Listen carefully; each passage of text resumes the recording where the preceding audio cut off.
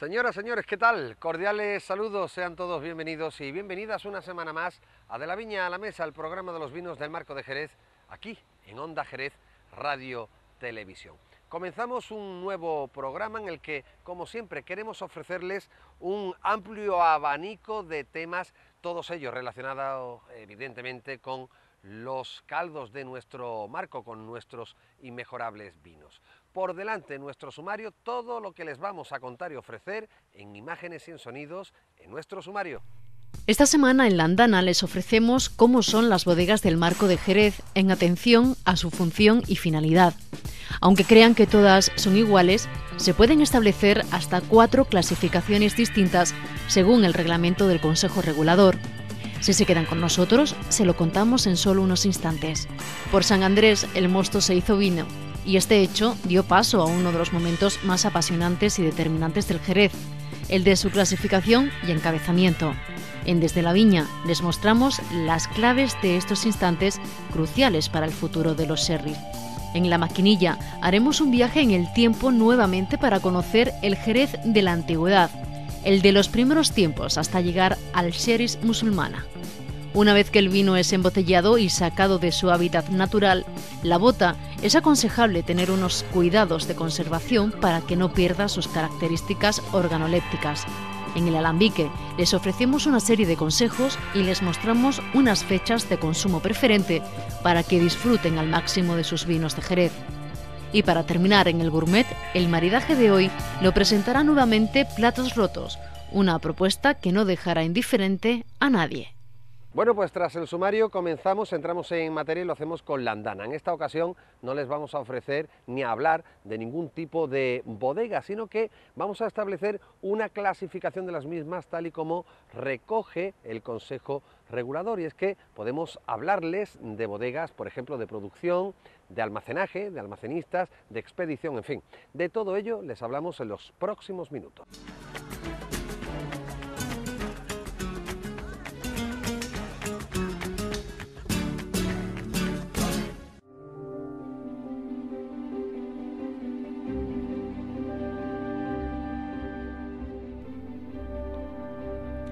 En el Marco de Jerez, el término bodega se aplica no solo a los edificios que albergan los vinos durante su elaboración y crianza, sino también a las compañías dedicadas a esta actividad, dependiendo de la fase del proceso de elaboración y crianza de los vinos en la que intervengan. Las distintas compañías bodegueras inscritas en la denominación de origen quedan encuadradas en distintos registros oficiales del Consejo Regulador, bien como bodegas de crianza y expedición, bien como bodegas de crianza y almacenado o como bodegas de producción. Además, existe un registro para las llamadas bodegas de elaboración. En el mismo han de inscribirse cada año las instalaciones dedicadas a lagares o plantas de molturación, en las que durante la vendimia se realiza la transformación de la uva en el vino base. Por la propia naturaleza del proceso, estas bodegas son instalaciones cuya actividad se concentra fundamentalmente durante unos meses al año. Con frecuencia se trata de plantas de vinificación, pertenecientes a bodegas que a su vez se encuentran inscritas en los registros de crianza o de producción. En otras ocasiones son lagares independientes que venden el vino base a las bodegas. En la actualidad existen 64 bodegas inscritas en el registro de bodegas de crianza y expedición del Consejo Regulador.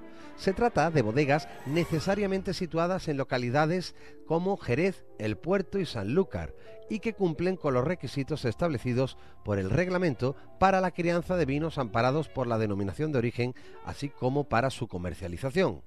Las firmas bodegueras inscritas en el registro de bodegas de crianza y almacenado, comúnmente denominadas almacenista, por otro lado, deben estar igualmente ubicadas en esas zonas de crianza y deben de cumplir los requisitos establecidos por el reglamento para la crianza de vinos amparados. Los vinos comercializados por estas bodegas tendrán siempre como destino otras bodegas de crianza y expedición, las cuales los utilizan para introducirlos en sus propios sistemas de envejecimiento o bien para incluirlos en los cabeceos finales, blends, de sus marcas comerciales. Los municipios de la zona de producción, no incluidos en la zona de crianza, por otro lado, conforman una parte sustancial de la denominación de origen. Además de la importancia del viñedo inscrito situado en estos términos municipales, en los mismos se ubican igualmente un cierto número de lagares o bodegas de elaboración, así como las llamadas bodegas de producción, dedicadas a la obtención de vinos aptos para ser criados y envejecidos posteriormente en las bodegas de la zona de crianza. Además de este importante eslabón en la cadena productiva de los vinos amparados por la denominación de origen, estas bodegas pueden dedicarse igualmente a la comercialización directa de sus vinos.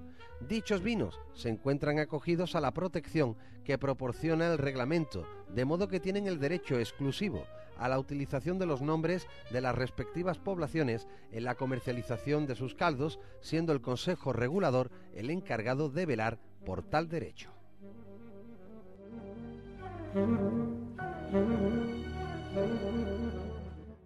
Yo creo que en De la Viña a la Mesa, desde que se produce la vendimia hasta que el vino efectivamente llega a la mesa, llega a sus hogares o allí donde lo quieran tomar, prácticamente no nos hemos dejado nada en el tintero, se lo hemos ofrecido casi todo. Y digo casi todo porque hay un periodo precioso denominado Sobre Tablas, en el que se dan una serie de actuaciones, de intervenciones sobre el vino que son de suma importancia para su destino final cuando es embotellado. Pues bien, les hablamos en los próximos minutos de este periodo en el que, entre otras cosas, se encabeza el vino, es decir, se le adiciona alcohol, se hace clasificaciones para irlo orientando hacia finos o hacia olorosos.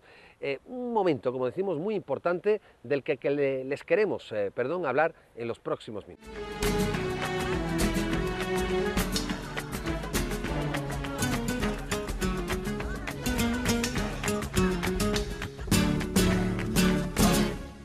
Hacia finales de diciembre los vinos han sido sometidos al deslío, es decir, han sido separados de los sedimentos sólidos formados tras la fermentación del azúcar de la uva en alcohol. En este momento los vinos ya están listos para una primera clasificación que marcará su destino final como finos, manzanillas u olorosos. Aunque haciendo honor a la verdad, cuando la uva sale del lagar siendo zumo, ya tiene una primera clasificación que es doble. Por un lado está la clasificación por su procedencia, por su origen en la viña. Una vez que entra en la tolva, se prensa, pues se clasifica por pagos, pues hay 4 pagos muy diferenciados que luego van a dar mosto de características distintas.